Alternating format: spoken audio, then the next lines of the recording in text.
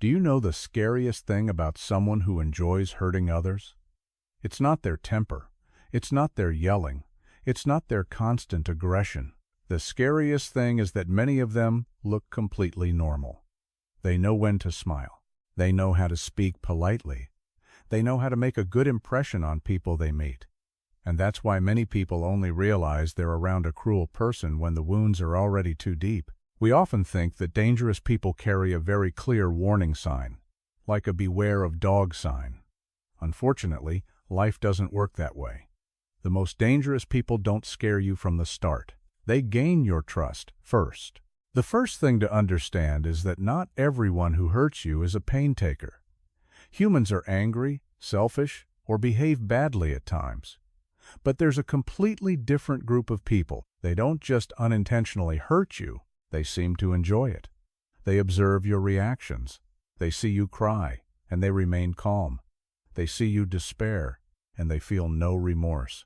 Sometimes they even feel victorious. That's a huge difference. The funny thing is, many people confuse coldness with strength. They think someone who doesn't show emotion is mature, but the stoic calmness of a stoic and the indifference of someone who enjoys hurting others are two completely different things. One controls their emotions to avoid harming others.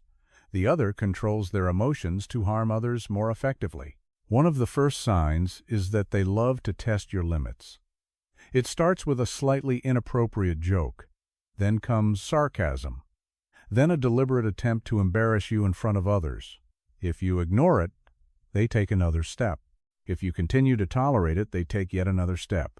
It's like someone constantly testing whether your fence is electrified. If the first touch is okay, they'll touch a second time, then a third. Eventually, they'll step right into the game, knowing nothing can stop them. Psychology calls this the boundary testing process. People who tend to manipulate or control don't usually start with extreme behaviors. They start very small, so small that you tell yourself you're being overly sensitive. And it's this, I must be overthinking, that keeps many people in toxic relationships longer than necessary. Another sign is they rarely take responsibility. When they hurt you, they'll say you're too sensitive. When they upset you, they'll say it was just a joke. When caught lying or behaving badly, they immediately find a plausible excuse to make themselves the victim. Interestingly, there's always a bad guy in their story. And even stranger, that bad guy is rarely them. Stoics understand that the quickest way to discern a person's true nature isn't by listening to what they say about themselves. Observe how they treat those less fortunate than themselves. How do they treat service staff? How do they speak about those who aren't present? How do they react when they don't get what they want? Because true character often emerges when a person no longer needs to impress anyone.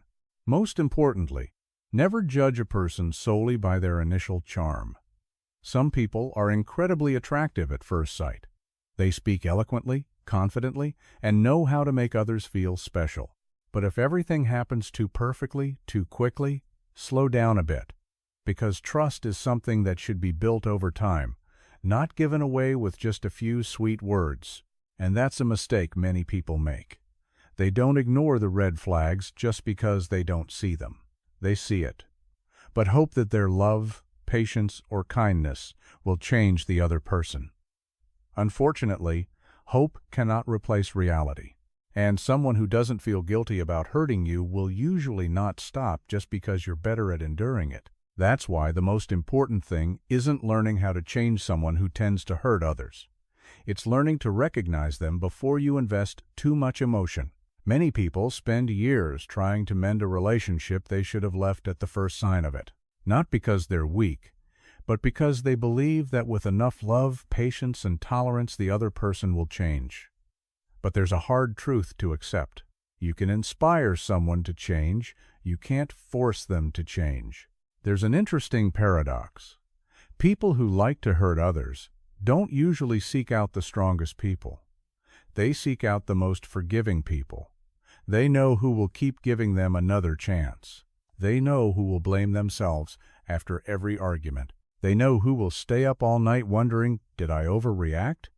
And if you're always the one asking that question, chances are you're taking on responsibility that isn't yours. This is where a Stoic person does something very different. Instead of asking, how can I get this person to treat me better, they'll ask, does this behavior align with my values? Just a small shift in how you ask the question can change the entire perspective, because the issue isn't about whether you're good enough.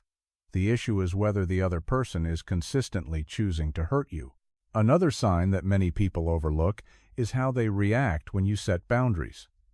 An emotionally mature person might not like your boundaries, but they will learn to respect them. Conversely, a controlling person often sees boundaries as an insult. They get angry, they scoff. They say you've changed. They call you selfish. They try every way to make you feel guilty just because you start defending yourself. It's like someone constantly walking into your house without knocking, then getting angry when you decide to lock the door. The problem was never the door. The problem is they can no longer do what they want. Wise people don't judge a person by their good days. Anyone can be kind when things go their way. What's important to observe is how they react when disappointed, rejected, or when they don't get what they want. That's when the mask usually starts to fall. That's when you see genuine empathy, or the lack of empathy that was previously well hidden. This doesn't mean you have to live in suspicion and view everyone as dangerous. Life doesn't need more fear. It needs more vigilance. You can still trust others, but let trust be built over time and through actions, not just beautiful promises. Because words can be carefully prepared, it's how a person treats you over months and years that truly reflects their real character. Ultimately, the best way to protect yourself from people who enjoy hurting others isn't to become colder or more suspicious. It's to be calm enough to observe, self-respecting enough to set boundaries, and courageous enough to leave when you realize your presence only facilitates their behavior. Because the most dangerous people aren't always the ones who scare you from the start. Sometimes, it's the one who constantly makes you doubt yourself while they never doubt what they're doing.